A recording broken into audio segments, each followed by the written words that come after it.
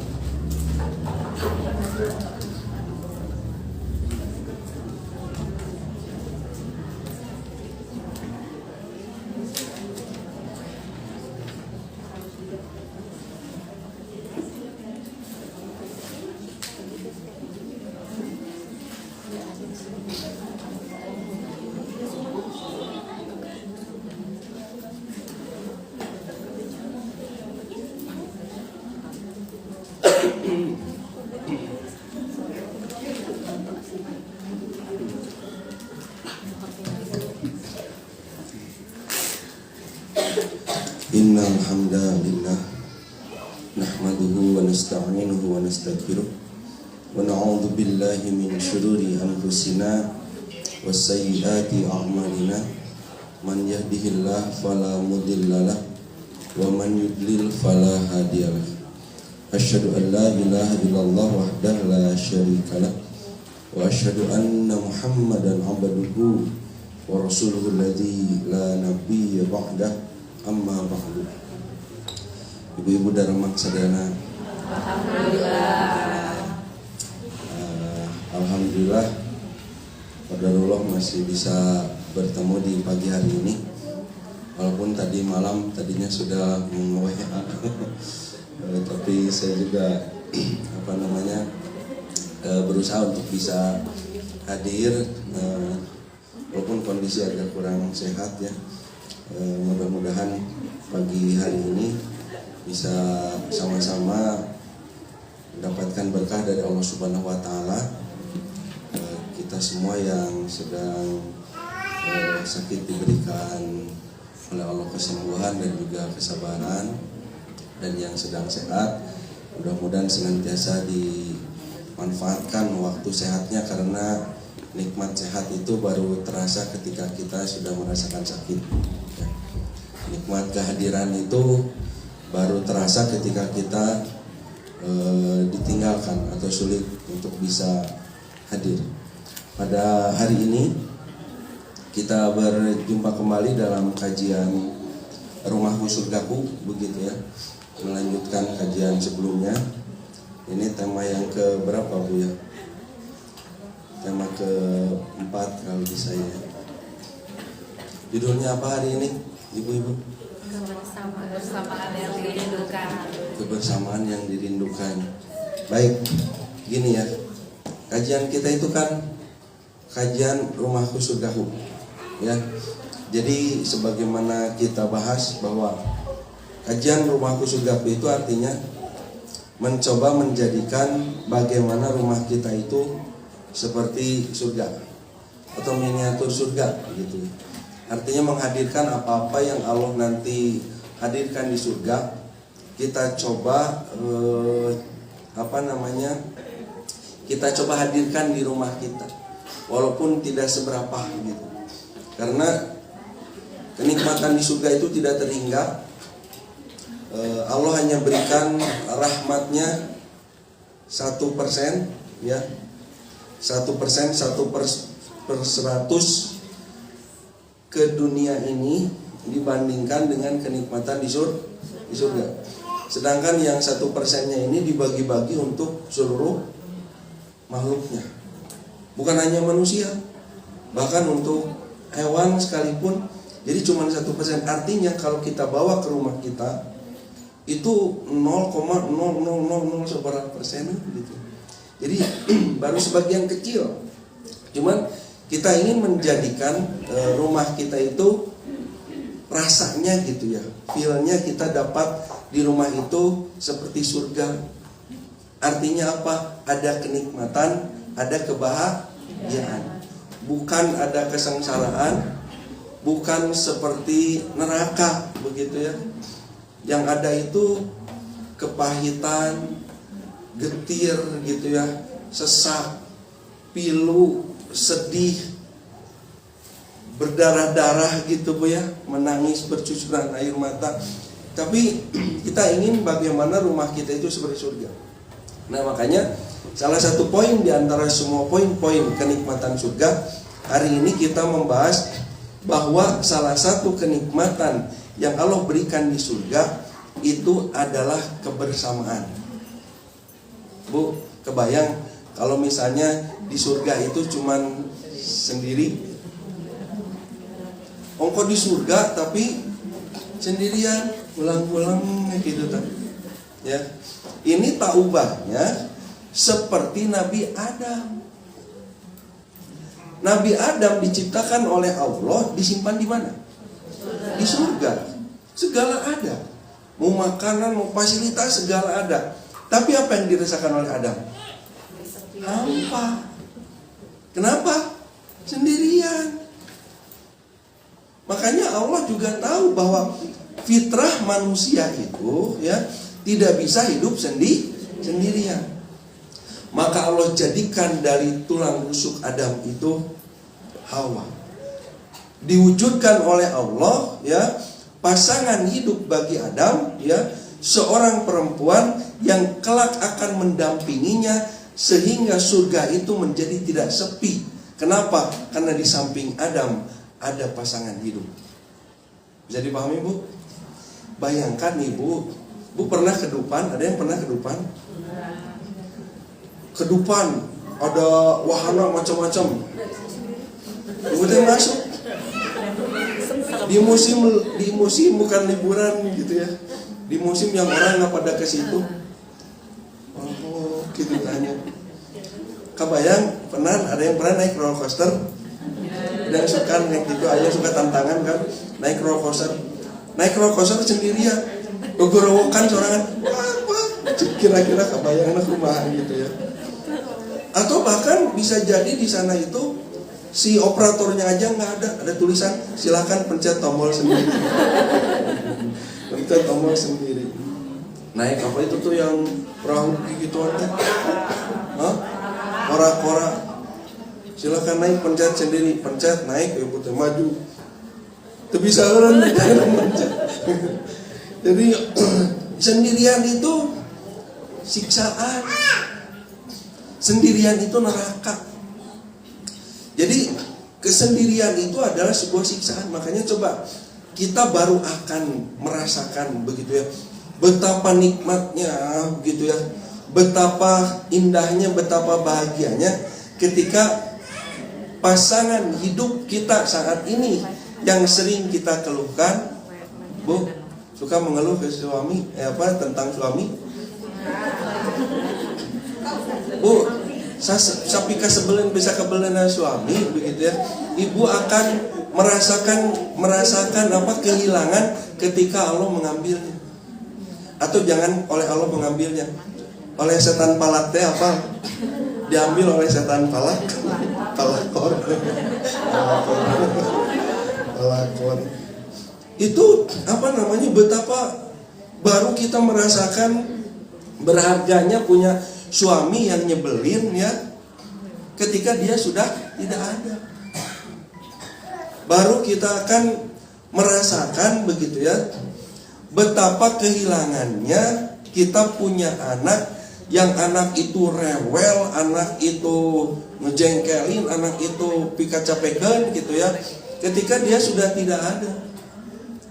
Makanya kita itu harus banyak begitu menyelami sesuatu, membayangkan sesuatu ketika sesuatu itu mulai tidak ada, mulai hilang.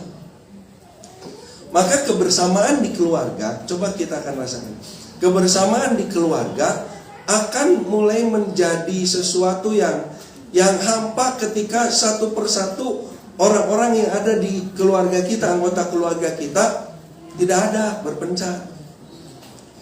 Mulai ketika anak-anak sudah mulai dewasa, tumbuh besar. Mulai misalnya dia pesantren, dia kuliah, dia ngekos, atau bahkan dia udah nikah dan sebagainya, sepi.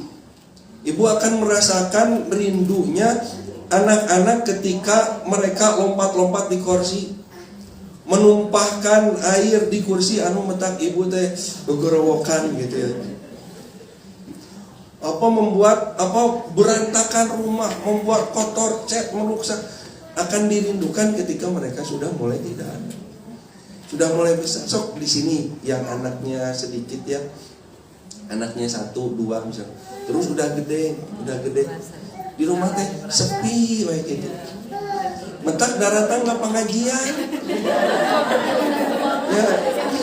Dan di rumah datang ke pengajian teh ada 2. Bisa jadi 1 di rumah sepi nggak ada orang, atau justru di rumah ada orang nggak mau. Di rumah ada suami gitu ya. Ada yang merindukan pergi ke pengajian karena di rumah ada suami. Awas ya, hati-hati pejakin. Gitu ya. Bu, kalau di rumah ada suami, terus suami itu pengen ditemenin sama ibu, awas ya. Yang lebih afdol itu, lebih utama itu diam di rumah menemani suami daripada ke pengajian. Ada yang izin ke saya, Pak Ustadz, abdi Widi cenanya tengiring pangaosan, saya izin gak ikut pengajian. Itu suami pengen ditemenin di rumah. Kata saya, iya, jangan ke pengajian. Kata saya, kenapa? Karena ibu ada di rumah bukan sedang menimba ilmu, tapi sedang mengamalkan ilmu. Mengamalkan ilmu lebih utama daripada mencarinya gitu. Kenapa? Temanin suami. Ya mah ayah, justru ayah suami di rumah itu jangan pengajian. Karena ayah alasan, ayah mau keluar, mau kemana? Pengajian gitu. Padahal saya di sini. Itu kadenya ya tante. Nah, kenapa? Karena gini, ibu sekali lagi kembali tentang kebersamaan itu, bahwa di surga itu Allah itu sengaja mengumpulkan. Karena kalau di surga sendirian, surga itu kan di Al-Quran luasnya seluas langit dan bumi. Bumi saja yang sekarang ada, masih banyak kan lahan-lahan kosong. Apalagi seluas langit dan bumi. Jadi kalau ibu-ibu nanti kita semua nanti di akhirat, di surga itu diberikan kapling, seorang sakaplingna 100 hektar. Terus sendirian gitu. Jebat aya handphone gitu, main aya HP. Jadi kesendirian itu bukan surga. Nah, di neraka baru sendiri-sendiri. Kenapa? Karena orang kalau menderita terus melihat di sampingnya ada orang yang menderita, biasanya penderitaan suka berkurang. Kenapa? Sarua aya batur. Ingat tukang salak, penderitaan tukang salak. Bentarnya bisa tukang salak. Ya, di jalan tukang salak nanggung. Tidak boleh jualan di pinggir jalan teh ku Satpol PP tidak boleh. Bedegong kekeh we di dinya.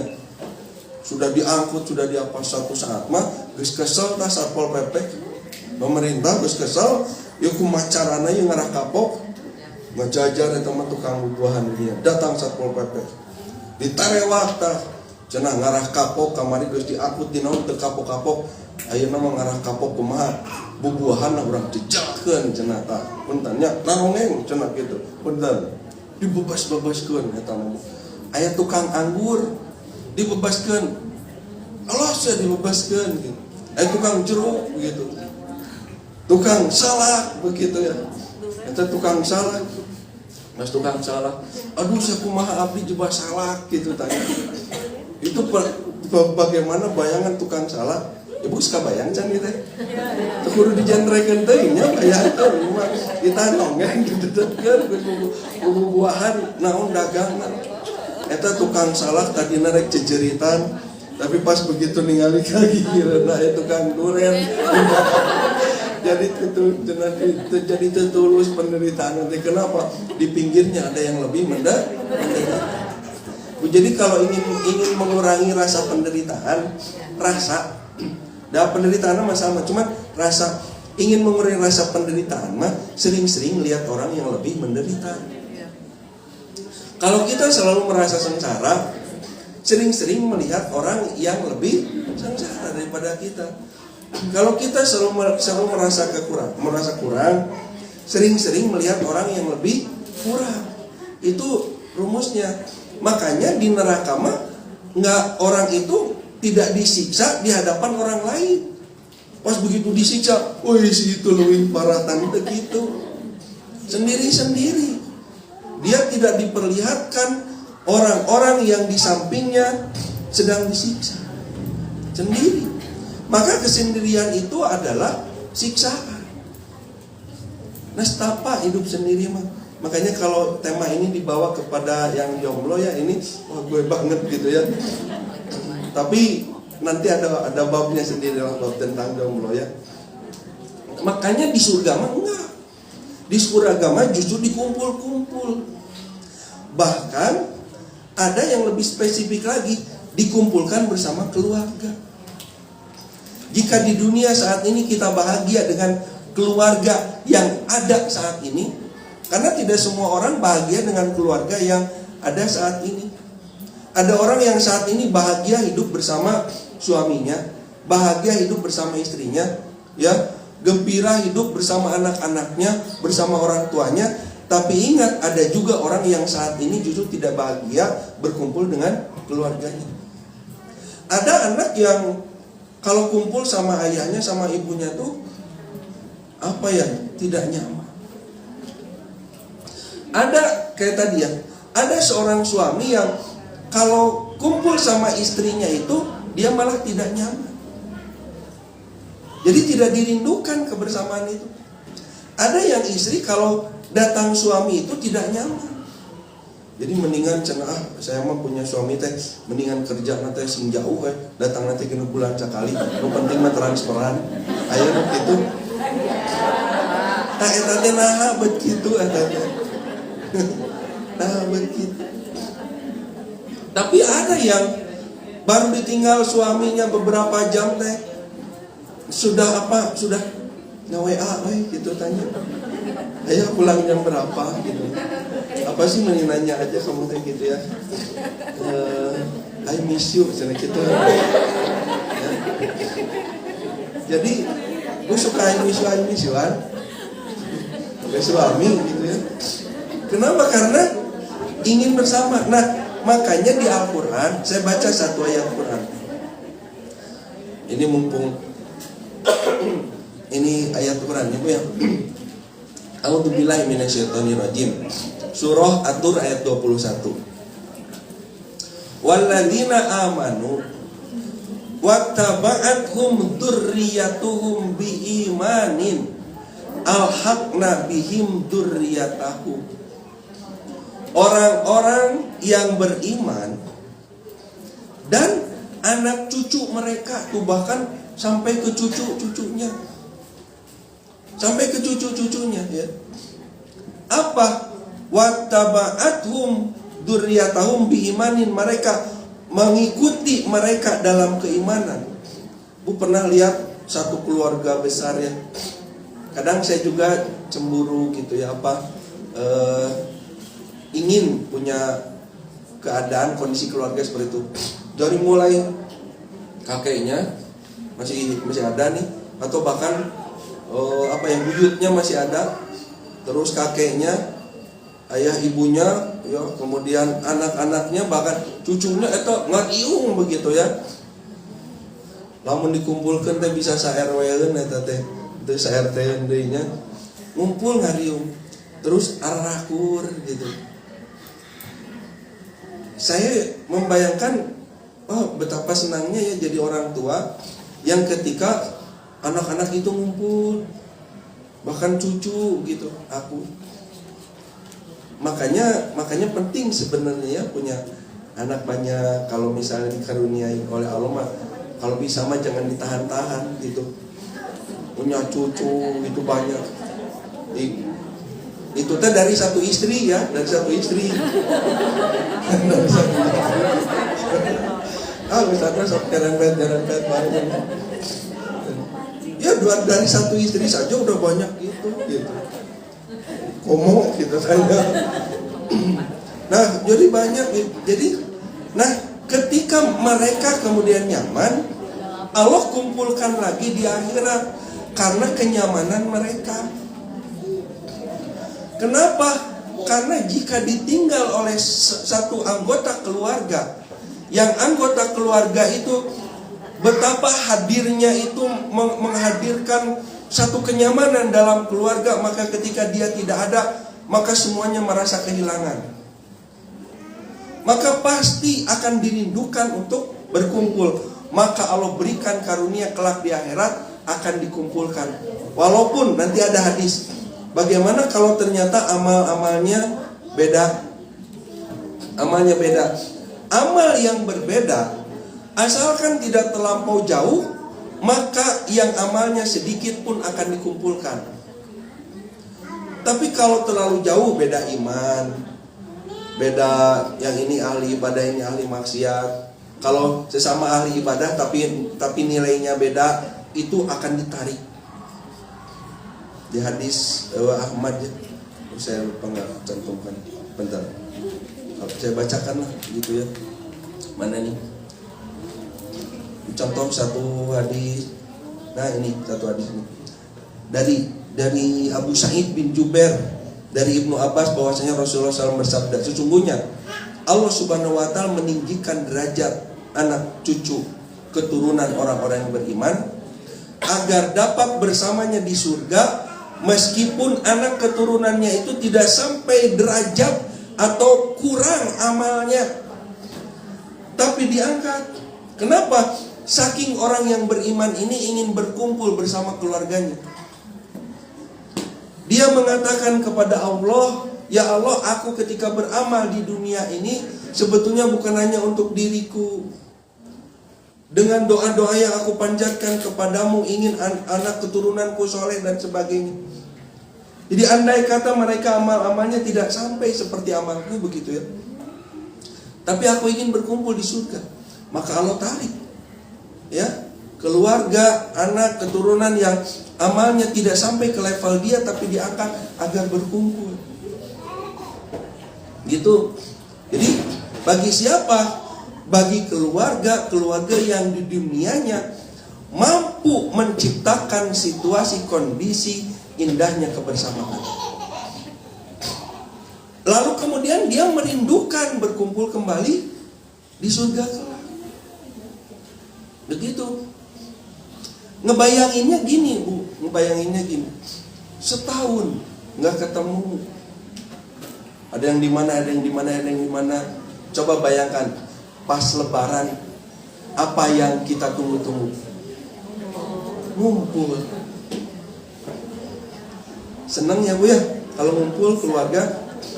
Bahkan kalau ada seorang dua orang yang tidak bisa ikut karena mungkin tugas kerja punya tugas dan sebagainya, suka menyesali diri, resep karumpul gitu, sampai video call gitu. Dan sekarang ada video call, zaman nggak ada video call mana tuh. Kenapa? Suasana Lebaran di kita itu anugerah. Ketika kumpul bersama keluarga itu yang lama tidak berjumpa, yang jauh kemudian hadir dan sebagainya, muncul kebahagiaan. Nah, itulah ketika di surga kelak kita ingin dikumpulkan bersama keluarga. Tapi bayangkan coba kalau hidup sendiri. Jangankan hidup sendiri gitu ya, cuman berdua gitu ya di rumah. Nggak ada yang datang lebaran kayak gitu ya, nggak ada yang datang, atau kita nggak ada yang dikunjungi dan sebagainya. Terasa sepi, Bu ya. Ada yang merasakan kayak gitu? Itulah yang disebut dengan kebersamaan yang dirindukan. Jadi kesendirian itu menyiksa. Makanya nanti akan saya sampaikan. Makanya jangan membuat sesuatu ya, jangan membuat pola atau jangan membuat tingkah laku perilaku yang membiasakan menyendiri dan membuat suasana tidak nyaman dalam kebersamaan.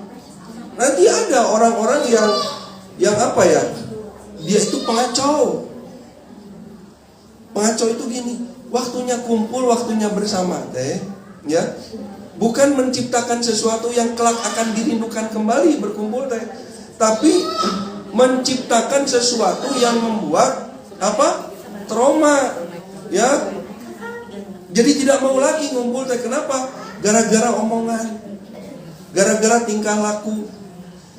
Makanya nanti akan saya sampaikan ya, bagaimana menciptakan kondisi kalau lagi ngumpul, jangan ngomong bab ini, jangan ngomong bab itu, jangan bahas ini, jangan bahas itu, gitu. Ada itu hal-hal sensitif yang kalau ditanyakan itu merusak suasana. Kita lagi ngumpul, tapi nu dibahasnya merusak suasana. Hati-hati dengan pertanyaan kapan. Ke yang belum nikah, kapan atuh gitu ya. Kapan nikah gitu. Lihat teman-teman kamu atau malah adik-adik kamu masuk, terus dibahas kapan. Yang belum lulus ditanya kapan atuh lulus gitu. Yang sudah nikah belum punya anak, kapan punya momongan? Lain teu hayang gitu kan. Hari Allah can belum kasih gitu. Jadi jangan suka nanya kapan. Itu kapan itu bisa jadi kata yang haram itu deh. Ketika kita berkumpul, kapan gitu. Jadi ada nanti itu ya kalimat-kalimat yang akan merusak suasana ya ketika berkumpul. Dan itu akan menjadi perkumpulan atau kebersamaan yang tidak dirindukan. Ketika di keluarga ngumpul, pas begitu ada si A. Nah, si A teh biasa namanya si Uwa, si Bibi. Kalau ada dia teh jadi nggak mau ngumpul tenang. Si Uwa. Nah, geus apa lu ditanya teh? Kapan? Ya, atau apalagi body shaming gitu ya. Asal nah Bu, gini ya, body shaming ini gini. Kalau kita mah kan setiap orang itu merindukan postur yang ideal ya. Tapi kan kenyataannya tidak semudah itu. Makanya kalau katakanlah apa ya, saya juga bingung aja ngomongnya gitu ya bisa. Jadi kalau misal ini asa tambah gede gitu kan. Sebaliknya juga sama. Ini asa tambah kurus, sama dah itu juga gini ya. Antara kurus dengan langsing itu Bu, beda sedikit gitu kan. Kalau meni resepnya langsing gitu ya. Tapi kalau kurus itu kan kesannya teh hidup itu terasa rasanya hidup itu apa gitu menderita gitu ya. Asa ribu hirup teh gitu. Itu model-model kata-kata seperti itu teh hati-hati dalam kebersamaan itu harus dihindarkan. Punya halo. Ini teh kayak yang menyelami semuanya. Dan memang gitu ya. Nah makanya kembali tadi Bu ya. Kembali dulu ke sini ke ayat yang tadi. bahwa jika ya kita senang berkumpul sekeluarga di dunia, maka Allah akan hadiahkan kelak kebersamaan juga di surga. Lalu bagaimana pertanyaannya jika ada orang yang justru tidak sebaliknya, malah tidak mau dikumpulkan bersama keluarganya, maka tidak akan dikumpulkan. Makanya kenapa Nabi SAW bersabda, kata Nabi SAW, selain ayat yang itu, Nabi juga menyampaikan, anta ma'a man ahbabta, atau di kalimat lain, almar'u ma'a man ahabbahu. Seseorang itu akan dikumpulkan bersama dengan orang yang dia cintai, yang dia sukainya. Makanya jika seseorang mencintai seseorang, maka kelak dia akan dikumpulkan bersama. Saya kalau pengajian banyak kan, ibu-ibu, ibu mau nanti dikumpulkan lagi sama suami di surga? Nah, jawabannya lain kalau sananya ke bapak-bapak. Mau pengajian bapak-bapak mah itu gitu jawabannya.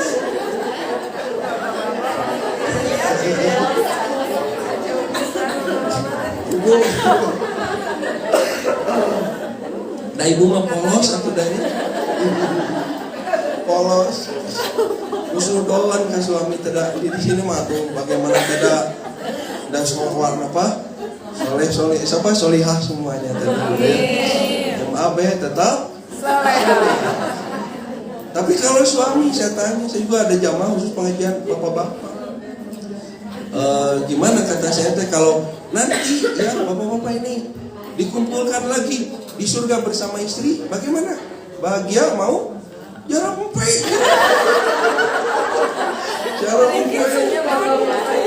Jarang empe kalau sini lelet. Ini ada apa dengan bapak-bapak ini? Atau bisa jadi ada apa dengan ibu-ibu? Bisa jadi lain salah si bapak, salah ibu. Nah, datang kau bapak karek oge pulang gitunya dengan beban pekerjaan yang ibu bisa namahan di beban ini. Loh, Buya jadi begitu, tapi nanti tergantung jika seseorang itu dikumpulkan itu bersama dengan siapa yang dia cintai. Maka jika satu keluarga saling mencintai, saling menyayangi, Allah hadiahkan kelak dikumpulkan lagi di surga. Kebahagiaannya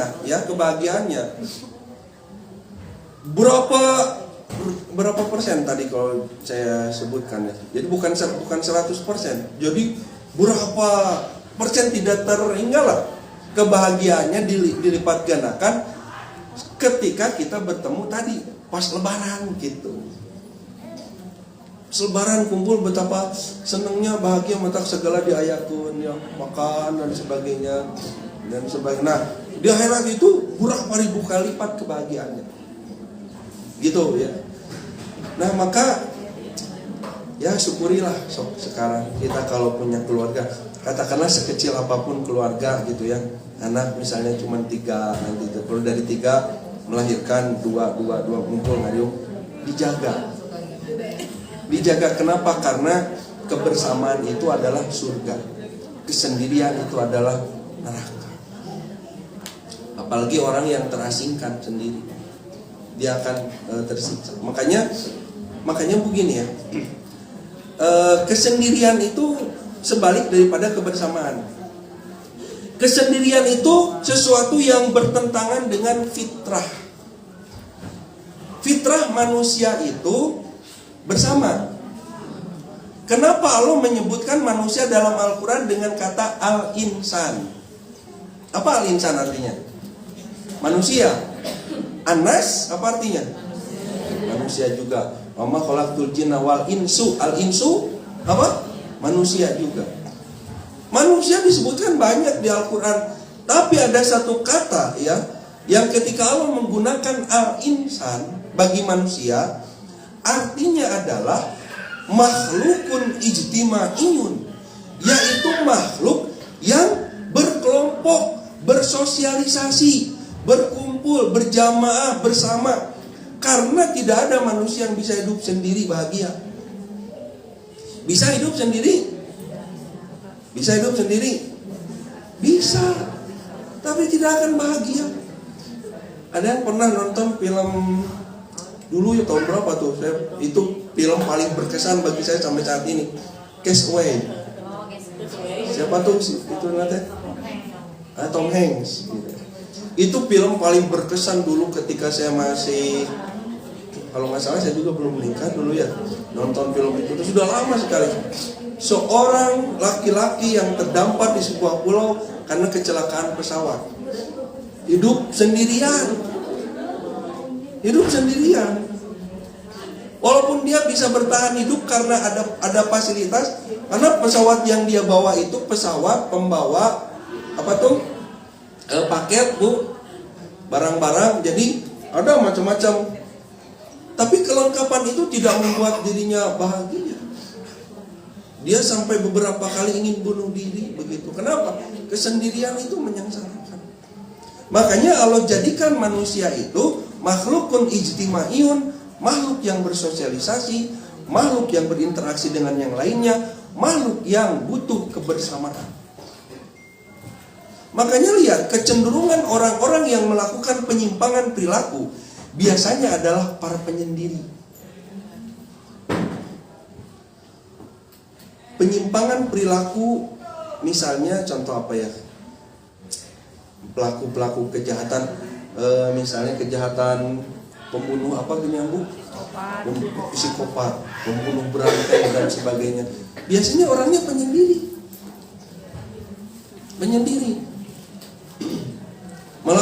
Melakukan penyimpangan perilaku, penyimpangan sosial dan sebagainya, dia itu biasanya penyendiri. Makanya bahaya biasanya orang yang menyendiri itu. Makanya kita juga jangan terlalu gembira nih kalau kita punya anak. Besok anak saya emang nggak suka main sama orang, jadi tenang aja sendiri gitu ya. Punya teman itu harus, walaupun 1-2 gitu. Anak saya juga memang sama tipikal anak-anak yang tidak suka main di luar. Dan kalau main di luar juga yang deg-deganan khawatirnya orang tuanya. Kenapa? Lingkungan di luar itu tak seramah yang kita bayangkan begitu. Tiba-tiba anak pulang bawa kata apa. Jangankan di luar lingkungan bermain, di sekolah pun justru sekolah adalah tempat ya anak-anak kita bukan hanya mendapatkan pengaruh baik, bisa jadi justru kebanyakan pengaruh buruk adanya di sekolah. Bisa jadi bukan salah gurunya, bukan salah sekolahnya, tapi qadarullah dia bertemu dengan teman-teman yang si teman-temannya hidup tinggal di lingkungan yang mungkin tidak seideal rumah kita. Kita mah dijaga bahasanya, dijaga perilakunya. Pas begitu ke sekolah, pulang dari sekolah, bahasa segala ayam, bahasa binatang, bahasa jorok, bahasa porno. Kemarin kan saya punya kenalan gitu ya, yang anaknya tiba-tiba anak perempuannya bukan kenalan, adalah gitu ya. Jadi anak perempuannya dikirimi surat sama teman laki-laki SD, anak SD, kata-kata yang kalau dibaca ngeri gitu ya, ada pornonya gitu dibaca. Langsung si ibunya kan kaget, siapa ini anak teman kamu yang Iwan yang laki-laki? Langsung ditelepon orang tuanya. Orang tuanya juga kaget, kenapa anaknya nulis seperti ini gitu ya. Dari mana dapatnya? Itu kebanyakannya di sekolah. Di sekolah. Makanya nanti ya, ketika anak di rumah, anak-anak di rumah, kita betapa khawatirnya ketika anak-anak kita bergaul di luar. Tapi bukan berarti ya udah tuh tong sarakola di rumah, buktinya kamari kita saranggu. Anggarnya butuh sekolahnya. Iya, memang anak-anak tidak terpengaruh buruk di sekolah, tapi mereka terpengaruh buruk orang tuanya. Kenapa? Karena orang tua yang stres menghasilkan perilaku buruk. Sok ibu bakat tingku stres, dan tadinya tarang amak ya jadi amak-amak ya. Gitu ya. saking keselnya.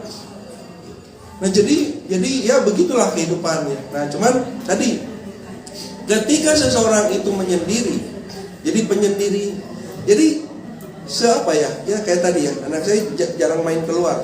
Tapi walaupun jarang main keluar, setidaknya harus ada 1-2 temannya gitu ya, yang dia kenal, yang dia bisa main gitu.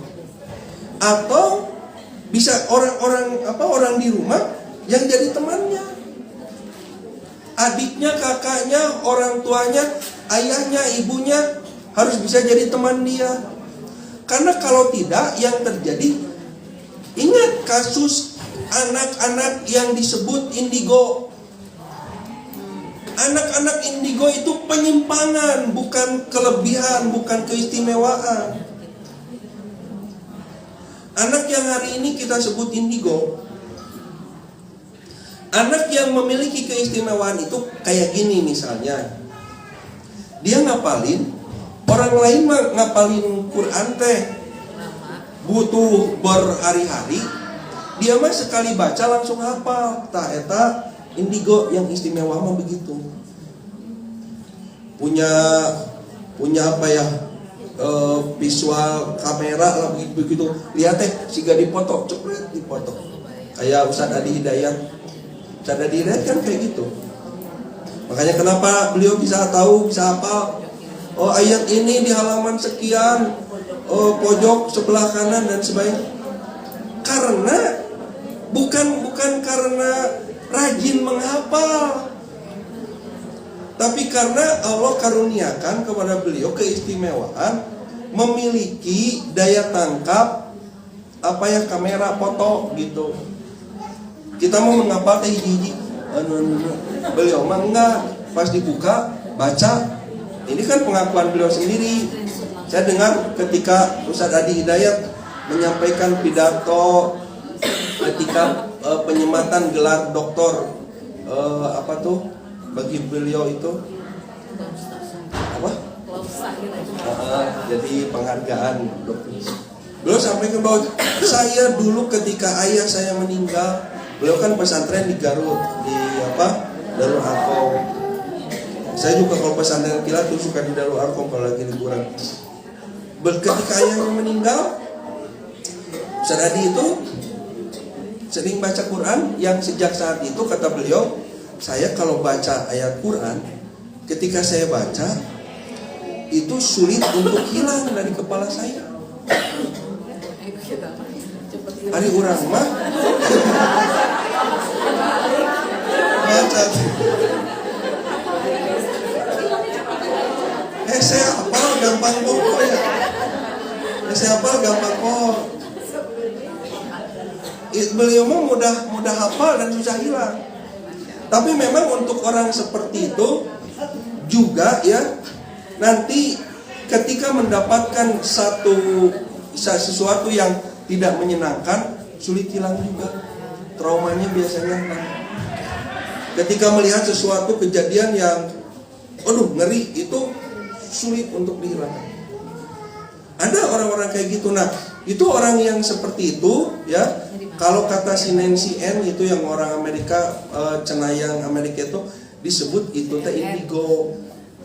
Bener ya namanya? Maaf kalau saya salah. Itu ada itu jauh ilah komplain. Ya, dia itu cenayang, peramal, dukun di Amerika. Ya, dia yang mulai mencetuskan nama istilah indigo. Anak-anak yang punya kehebatan luar biasa. Mempunyai misalnya gini. Banyak anak-anak yang bisa menghitung ya angka, menderet angka sampai ribuan, ratusan ribu, begitu bahkan hasilnya jutaan tanpa dikotret dan tanpa lama. Dengarkan soalnya langsung jawab. Nah, itu indigo yang istimewa. Tapi ada indigo salah kaprah. Indigo salah kaprah itu apa?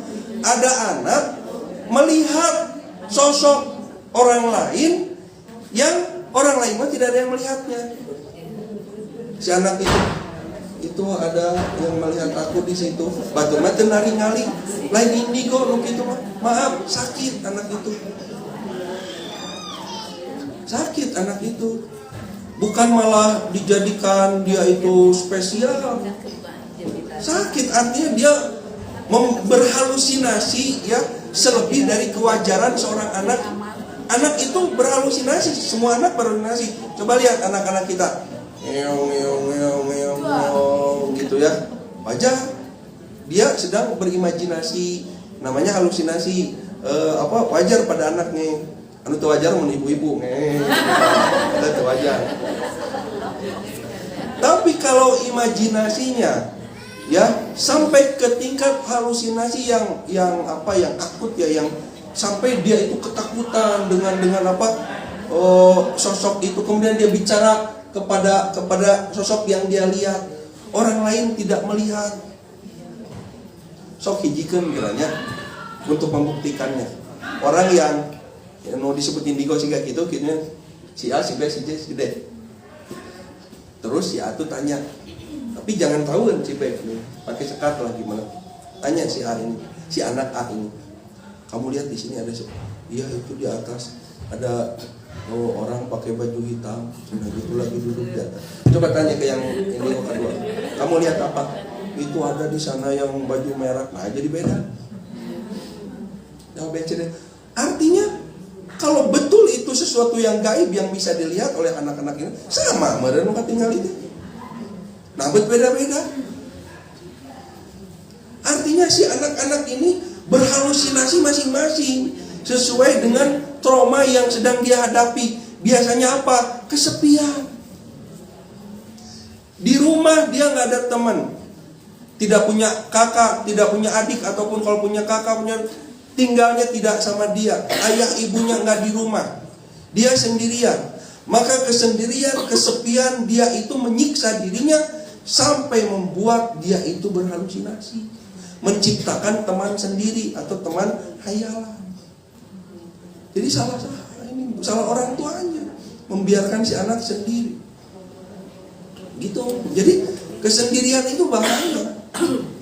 Bahaya, jangan dibiarkan sendiri. Makanya kenapa Nabi bersabda, ini Nabi kata Nabi, apa? Sesungguhnya setan selalu mendatangi orang yang sendirian. Ketika datang kawan seorang itu, kemudian dia berdua, maka setan pun menjauh. Begitu. Semakin banyak orang berkerumun di situ, semakin setan menjauh. Kenapa? Ada yang buta. Saya lihat di sana ada sosok sudah marah-marah dan akan mengikuti ibu.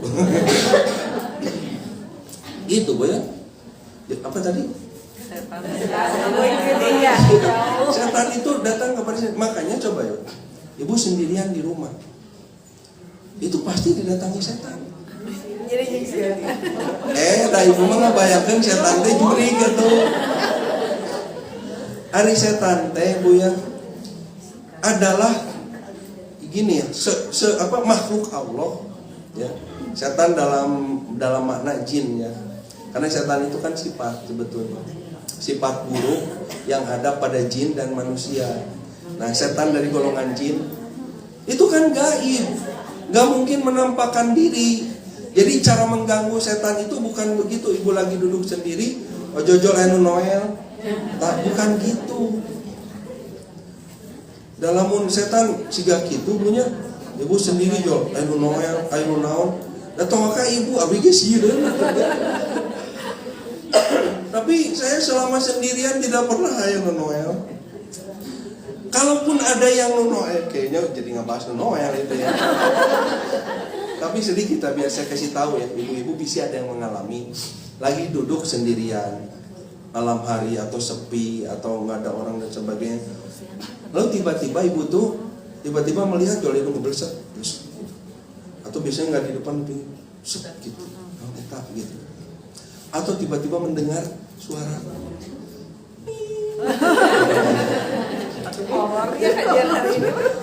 Atau misalnya mencium harum melati, sengit kembang kuburan, bau melati kayak gitu. Nah, kenapa itu terjadi? Dan biasanya terjadinya itu di saat satu kita sedang sendirian. Karena kalau kita berdua saat itu, ya, lebih dari satu orang, apalagi semakin ramai, nggak akan ada tuh. Jadi yang seperti itu mah, penampakan seperti itu hanya terjadi jika kita sendirian. Sendirian di tempat yang sepi, di tempat yang dingin, di tempat yang gelap. Di rumah sendirian, coba. Alasia coba nanti pulang, suami belum nggak pulang, anak nggak ada, ibu sendirian, sampai tamanya. Nah, cina ada biasa nama tesiun karena kalau ustaz lakuin jadi sian. Nah, ini penyebabnya. Makanya jangan suka mendengarkan cerita-cerita, iya kayak gitu. Dan ketika sendirian itu makanya ada penelitiannya. Saya punya kajian khusus gitu ya. Kajian untuk slide-nya berapa halaman slide itu. Untuk bagaimana membahas tentang hal itu. Kenapa ada orang tiba-tiba mendengar suara, tiba-tiba besok ngomong, tiba-tiba muncul. Itu sesuatu yang dia ciptakan oleh otaknya sendiri. Ada yang disebut dengan very low frekuensi. Jadi merambat itu teh sampai menembus ke otak. Kapan terjadi? Di saat sedang sepi, ya, dingin gitu ya, lembab, kemudian gelap. Si frekuensi sangat rendah itu bahkan tembus sampai ke otak. Jadi mempengaruhi otak kita. Makanya coba kalau dinyalakan lampu, buyar, hilang, nggak ada lagi. Nyalakan lampu atau hangatkan suasana. Makanya kenapa Bu ya? Ima dongeng ya, ima dongeng. Kenapa hantu itu selalu digambarkan di malam hari, tidak di siang hari? Karena gelap. Karena menakutkan itu ketika gelap. Ketika gelap. Sok ibu gini, nonton bareng di sini. Ayo nawayak kieu, film horor, dijeritan moal. Loba batuk yang moal. Tapi di bioskop Bu, gelap. Ya, gelap, dingin gitu ya. Tiba-tiba jadi komo sendirian meluak deh. Tadi masa ya kosong gitu lah. Itu jadi sekali lagi ini bukan menyaksikan yang gaib, tapi otak kita berhalusinasi, itu kesimpulannya. Termasuk orang yang kesurupan. Kesurupan itu bukan kemasukan jin. Mau dibahas Bu lama teh. Jadi usul saya kalau ngarah penasaran. Nah ini Bu salah satu trik ya. Saya lompat lah, ini udah mau 9:30. Salah satu trik ketika berkumpul bersama keluarga, ciptakan coba kondisi-kondisi seperti kita sekarang saat ini. Ngobrol itu yang ringan. Ngobrol yang ringan dan sesuatu yang, kalau cerita itu sesuatu yang buat penasaran. Itu salah satu trik-trik saya kalau lagi ngumpul nih. Istri saya, kemudian anak-anak, apalagi kalau anak paling gede pulang pesantren gitu ya, lagi di rumah gitu. Ngumpul gitu ya, ngobrol. Obrolan jangan yang berat-berat gitu ya. Gimana sekarang calon pemimpin kita ini? Jangan ngobrol politik. Ngobrol yang ringan-ringan. Sesuatu yang kalau saya cerita kadang buat penasaran gitu. Sama semuanya ya. Terus gimana gitu. Nungguin ya gitu ya. Ya ringan. Bercanda gitu ya. Jangan sesuatu yang sifatnya nuntut. Ya. Nuntut, gimana sih kamu teh sekarang hafalan Quran teh harus gini dong, gini, wah gitu. Jangan yang kayak gitu-gitu. Kalau lagi ngumpul, bicarakan sesuatu yang ringan dan jangan mengatakan sesuatu yang membuat suasana tidak nyaman. Ngomong yang ringan, bercanda-canda. Pokoknya mah turunkanlah harga diri saya gitu ya Bu ya. Kalau lagi ngumpul kayak gitu sama anak-anak, sampai saya akan menjadi orang yang mungkin kalau saya di luar geus pikaeraeun we tante gitu tanya. Geus moal disebut ustaz gitu tanya. Anak-anak saya sampai mengatakan, "Abi teh ustaz bukan." Jadi ustaz sih gitu-gitunya. Kenapa? Ya ekspresif begitu ya. Kenapa ingin menciptakan suasana yang pada situ cair. jangan menunjukkan bahwa wah iya abi teh pinter yo gitu tanya. Oh, sampai ngomong tinggi mereka. Oh, gitu. Sampai bisa jadi nggak mau pada dengar. Yang ringan saja gitu. Yang ringan. Bahkan kadang nih ibu-ibu ya. Kalau misalnya ngumpul bareng terus makan di luar, ngumpul keluarga. Ngumpul makan keluarga gitu ya. Ulah sok ningalian eta setruk ieu nya. Daftar harga. Biasanya ibu-ibu tadi enggak daftar harga gitu.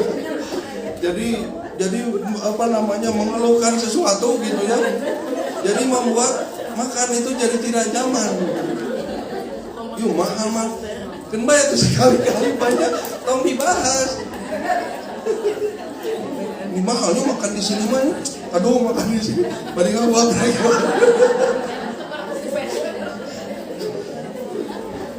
Jadi gitu ya.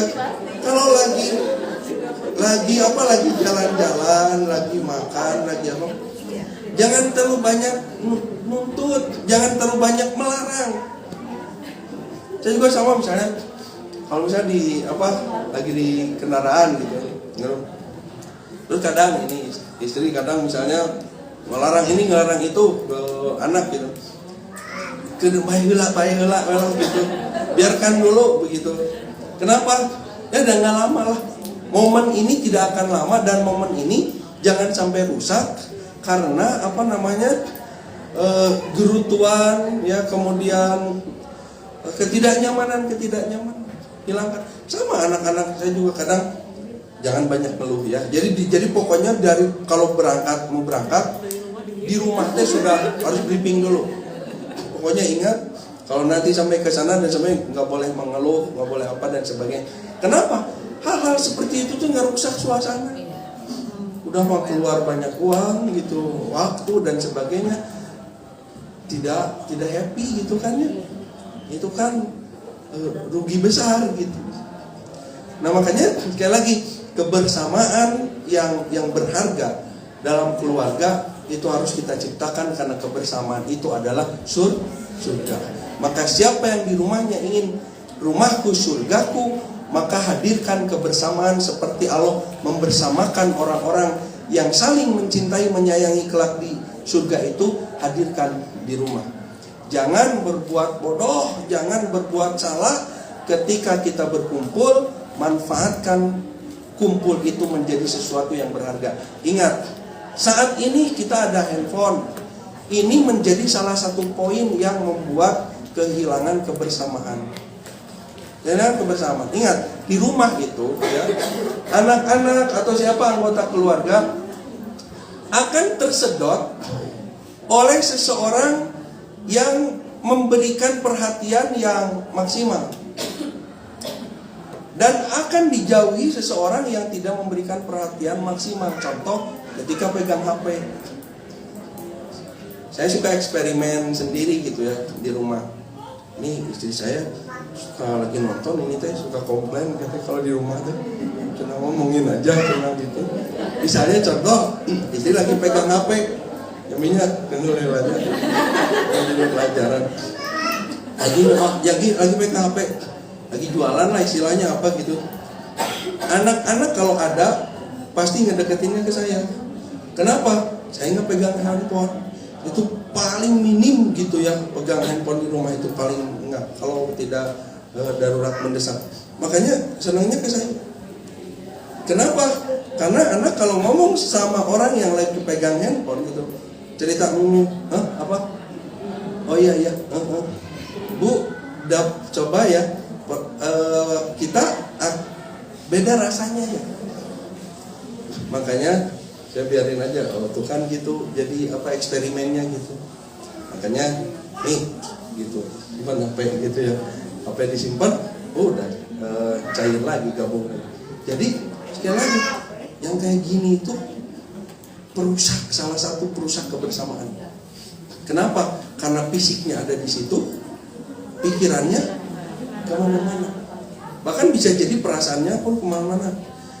Seorang konselor, dia tidak akan didengarkan ketika dia menghadapi kliennya yang menyampaikan sesuatu, konsultasi sesuatu, lalu di sampingnya gituan, adis ditinggalkan. Jangankan begitu, dia melakukan gerakan-gerakan yang tidak perlu saja, begitu itu merusak. Makanya saya ketika belajar konseling gitu ya, hal-hal yang tidak boleh dilakukan oleh seorang konselor adalah menggerak-gerakkan tangan, garuk-garuk gitu ya. Itu baru garuk-garuk, baru menggerakkan tangan atau lihat jam gitu dan sebagainya. Itu tidak boleh, konselor harus fokus lagi begitu. Ya, gesturnya itu gestur menyimak. Nah, sama di keluarga juga. Kalau kita tidak menyimak orang yang sedang kita ajak bicara gitu ya, kita akan ditinggalkan, maka tidak akan dirindukan kebersamaan. Nah, Ibu sekalian, itu saja dulu ya. Saya sudah lagi ngawet-ngawet suara gitu juga ya. Dan sudah setengah 10 lebih.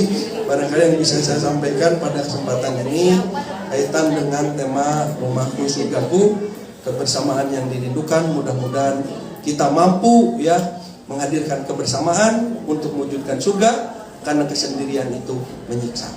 Demikian, aku qouli hadza astagfirullah li wa lakum. Assalamualaikum warahmatullahi wabarakatuh. Mohon maaf tidak ada pertanyaan dulu ya. Saya sudah ini.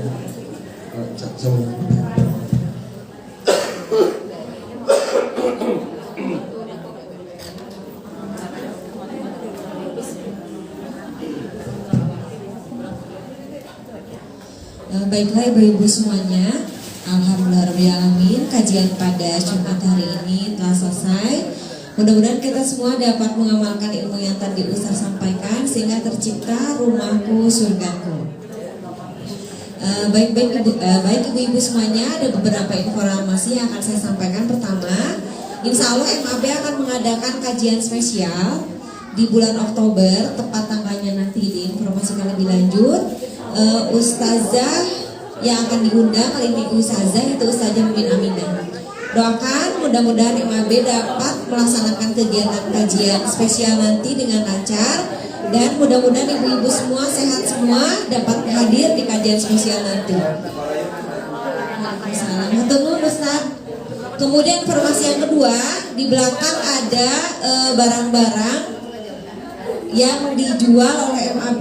Itu adalah barang-barang donasi dari ibu-ibu Mustami MAB, barang layak pakai yang didonasikan kepada MAB, kemudian kami jual kembali, ya insya Allah dananya akan dipergunakan untuk membiayai kegiatan-kegiatan MAB. Jadi maka ibu-ibu setelah ini bisa berbelanja terlebih dahulu. Ibu-ibu yang terakhir, mohon bantuannya untuk merapikan SAP, sekali lagi berdempetan, akan didokumentasikan kegiatan kajian kali ini. Apa sama Ustadznya atau Suwi? Di sini aja.